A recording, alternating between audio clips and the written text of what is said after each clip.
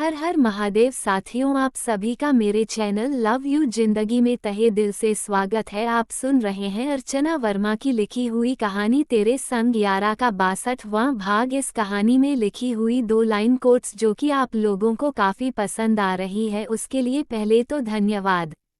वह सारी शायरियाँ और कोट्स आपको शॉर्ट सेक्शन में मिल जाएंगे, आप उन्हें वहां से किसी और को शेयर कर सकते हैं।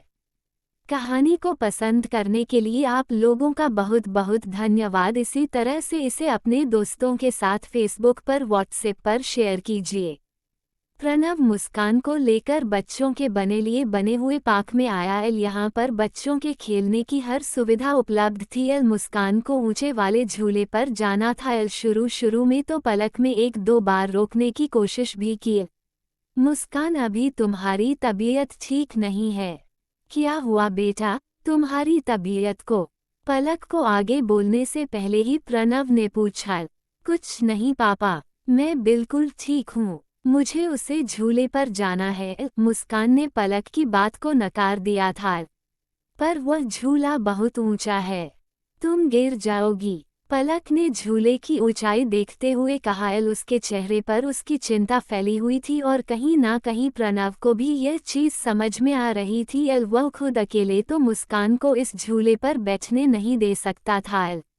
मैं नहीं गिरूंगी, वह देखो वह भी तो अपने पापा के साथ बैठी है। उसकी मम्मा भी वहां पर है। तुम भी चलो। पापा आप भी मेरे साथ चलना। पापा मुझे गिरने नहीं देंगे। प्रणव और पलक दोनों को अपने साथ चलने के लिए तैयार करते हुए मुस्कान ने कहा। आपके ही कारण मेरी तो ये कुछ सुनने को तैयार नहीं, लेकिन अब आप पर ही समझाइए। पलक ने कुछ गुस्से से प्रणव की तरफ देखा। मैं समझता हूँ कि तुम मुझ पर गुस्सा हो, पर इस तरह बार बार गुस्सा दिखाकर जताना जरूरी नहीं है। मेरे ऊपर का गुस्सा बाद के लिए भी छोड़ा जा सकता है। फिलहाल में मुस्कान की खुशी सबसे इम्पोर्टेंट है और मुझे नहीं लगता कि मुस्कान को दुखी तुम भी करना चाहती होगी। मुस्कान को लेकर आगे बढ़ते हुए प्रणव ने धीरे से पलक के कान में झुककर कहा। सर आप समझने की कोशिश कीजिए। झूले पर मुस्कान को डर लगेगा।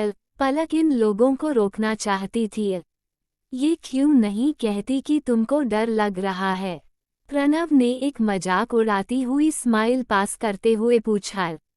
डर और मुझे? पलक ने भी उतने ही खतरनाक लुक के साथ प्रणव की तरफ देखा। हाँ, प्रणव ने जैसे जानबूझकर उसे और गुस्सा दिलाया। मैं इस झूले पर कई बार बैठ चुकी हूँ। जब छोटी थी तब भी पापा मुझे लेकर यहाँ आते थे। ओह तो ये बात है। अब समझ आया। पापा की उंगली पड़कर तो पापा की प्रिंसेस आराम से बैठ सकती है, पर अकेले तो डर लगेगा ना। पर इधर से यह बंदा भी पूरी तरह से कमर कसकर आया था, जैसे कि आज पलक को तपाए बिना छोड़ना नहीं है। कहकर प्रणव आगे बढ़ने लगा। गुस्से में दंदनाती हुई पलक प्रणव से भी आगे निकलकर पहले झूले में बैठ गई। यही तो मैं चाहता था। प्रणव के चेहरे की स्माइल मजीद और गहरी हुई। मुस्कुराते हुए प्रणव आकर मुस्कान को अपनी गोद में लिए हुए ही उसके पास वाली सीट पर बैठ गया। तीनों एक साथ झूले पर बैठ गए, बिल्कुल एक परफेक्ट फैमिली की तरह। मुस्कान प्रणव की गोद में थी। पलक ने उसे लेना चाहा, लेकिन मुस्कान ने इनकार कर दिया। मम्मा के मूड का क्या भरोसा, अगर मैं उसकी गोद में गई तो तुरंत मुझे लेकर घर चली जाएगी। मुस्कान के दिल में डर लग रहा था। पलक के गुस्से को देखकर मुस्कान कोई रिस्क नहीं लेना चाहती थी, इसलिए प्रणव में ही चिपकी रही, जबकि उसकी इस चालाकी पर प्रणव मुस्कुरा दिया था। प्रिंसेस इधर देखो। प्रणव ने अपना फोन निकाला और ढेर सारे फोटो क्लिक करने शुरू किए। हंसती खिलखिलाती हुई मुस्कान खुशी खुशी हर एक एंगल में प्रणव के साथ फोटो खींचवा रही थी और पलक मुंह बनाते हुए झूले के स्टार्ट होने का इंतजार कर रही थी।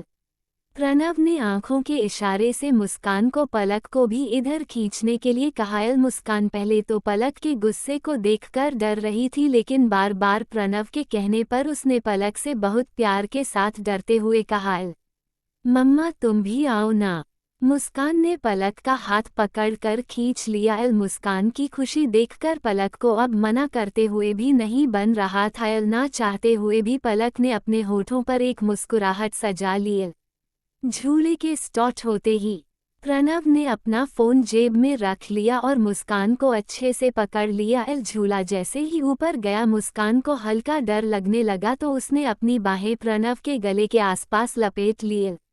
कुछ नहीं होगा बेटा, पापा है ना, प्रणव ने धीरे से मुस्कान के हाथों को खोलते हुए कहा। लेकिन तभी प्रणव को अपनी शर्ट पर पलक के हाथों का स्पर्श महसूस हुआ। प्रणव ने धीरे से सर मुड़ते हुए पलक की तरफ देखा जो कि आंखें बंद किए हुए प्रणव को पकड़ी थी। इसका मतलब है कि एक डर तुम्हारे अंदर भी बचा हुआ है। प्रणव खुलकर मुस्कुरा दिया। डरने की जरूरत नहीं है पलक, अगर तुम चाहो तो अच्छे से मुझे पढ़ सकती हो। प्रणव की बात सुनकर पलक ने झेपते हुए तेजी से उसका शर्ट छोड़ा, लेकिन अगले ही पल उसे जैसे चक्कर सा आया था। उसे लगा कि वह झूले से नीचे गिर जाएगी, लेकिन तभी प्रणव ने एक हाथ से मुस्कान को संभालते हुए दूसरे हाथ से पलक को संभाल लिया था। डरो मत, एंजॉय इट, मैं हूं ना। अपने गले को तर करते हुए पलक ने राहत की सांस ली और आंखों ही आंखों में प्रणव की तरफ देखा। प्रणव ने पलकें झपकाकर पलक को रिलैक्स होने के लिए कहा। मेरे जख्मों को थोड़ा सा मलहम दे दो, अपनी खूबसूरत जिंदगी का कुछ पल दे दो। मैं हर खुशी से खूबसूरत तेरी शाम करूं, अपना प्यार मैं सिर्फ तेरे नाम करूं। मिल जाए अगर दोबारा ये जिंदगी, हर बार मैं ये जिंदगी तेरे नाम करूं। बस तू इसी तरह से एतबार मुझ पर रखना, क्योंकि मेरी जिंदगी है तेरे संग यारा।